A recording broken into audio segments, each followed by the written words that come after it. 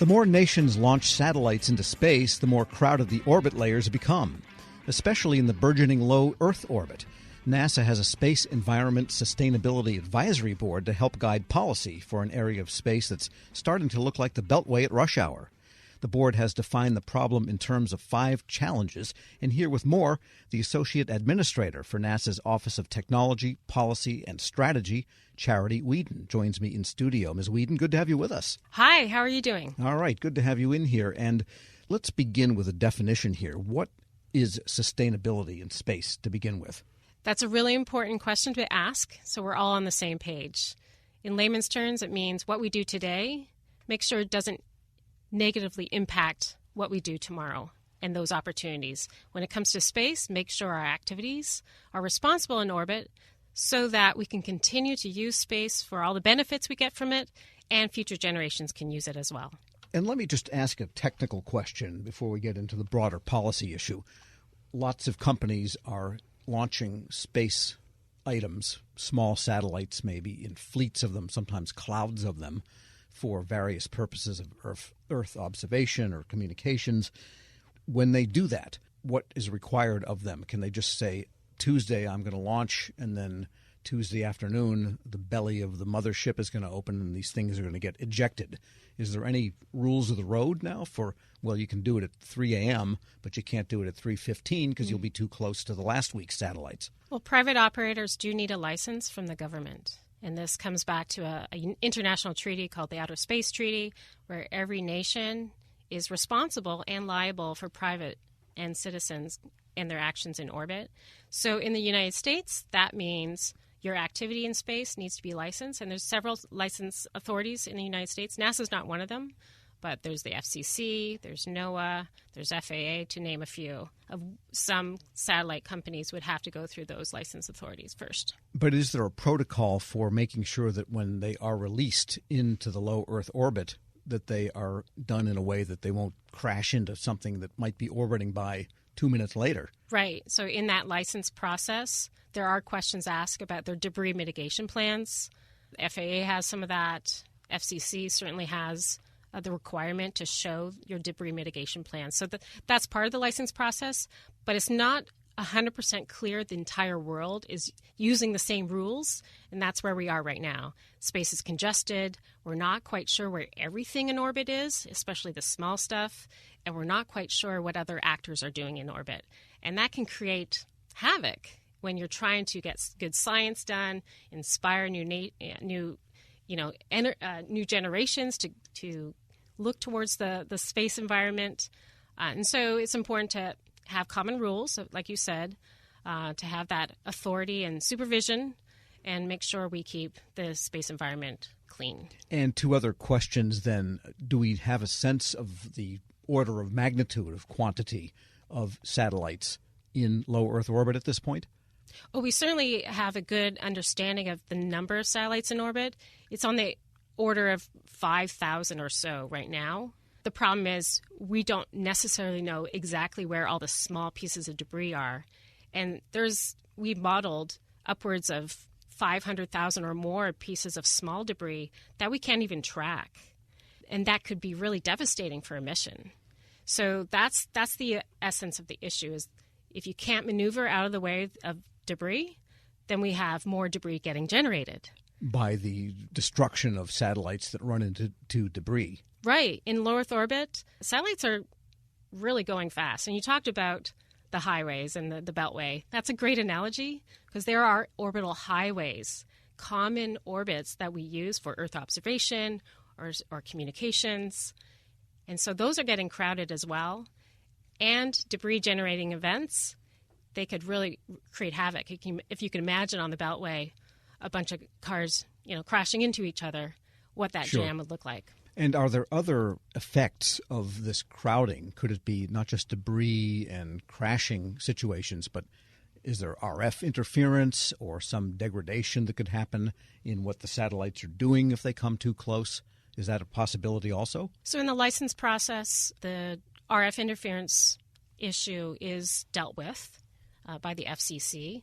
We're talking here about the physical process of making sure we don't run into each other in orbit. And therefore, then, to add this all up, then, sustainability for this strategy that we're about to talk to is having to do with just the crowding issue and the collision issue. The strategy is really about what NASA can improve in its processes, decisions, what technologies we can start to invest in to help mitigate the situation. So it's really looking internally across the agency and making sure we can be the best to help solve the issue.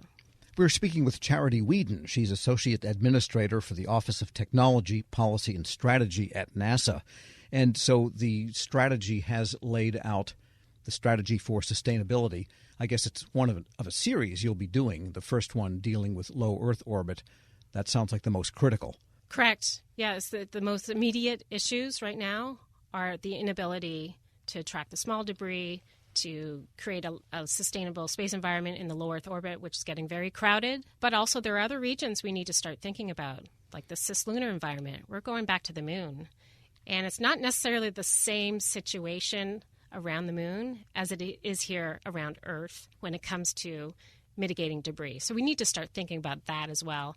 And even looking forward to the rest of the solar system. How are we going to be responsible space actors when we're going to Mars? Sure. Well, we don't want to be like two shoppers, trying to get the same parking space at Christmas time with us in China. No, I'm there first. No, you're going to bang. Here we are both in the same spot at the same time. Not good. Anyhow, the sustainability strategy so far then lists 5 challenges the agency and I guess the world is facing with respect to this. What are the principal challenges? I think you mentioned one is simply situational awareness, knowing what's up there, including the debris. Right. So one of them is knowing those uncertainties. What do we not know? What can we use our technical and scientific understanding to understand the environment a little better, understand how debris interacts with other debris? That's an important issue.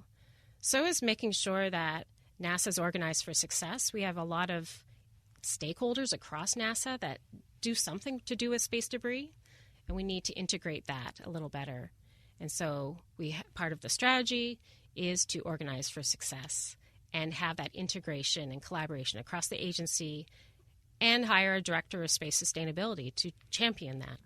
All right, so what measures could sustainability itself take? Because people need to do this launch. It's an open, almost a Wild West, really, with launching now, that it's become such a commodity and the satellites are so small and numerous. What can NASA do, and who do you need to cooperate with, or who needs to cooperate with NASA to ensure the situational awareness and greater sustainability? Right. We all use space right now. You and I are probably using space. Those that are listening in a car probably using space right now. It's a benefit to our society. We get satellite communications, Earth observation, you name it. We also get to explore and leverage space that way. So what this strategy is doing is, first and foremost, building a framework of what are all the pieces that go into creating a sustainable space environment. And that's a complicated thing to put together, but it's an important one because based on this framework, NASA can take those insights and understand where are those gaps? Where are those gaps in knowledge, the gaps in technology, the gaps in policy making, and then go out and engage with all the stakeholders, not just amongst the U.S. government, but it's important to recognize that the commercial industry is thriving and we want to keep it thriving and input and create inputs from industry as well. And then further, this is not just a U.S. issue. I want to make clear. This is 6 decades of the world going to space. This is the world accessing space now and reaping those benefits. So we need to engage with international partners and come up with a common plan of how to move forward from here. Do you get the sense that even nations that we might be in conflict with in other domains agree on this general need, say like Russia? They've been pretty good in space over the years also, and they could be designing a satellite to shoot down all the other satellites, but on the other hand, they have some semblance of a commercial system also.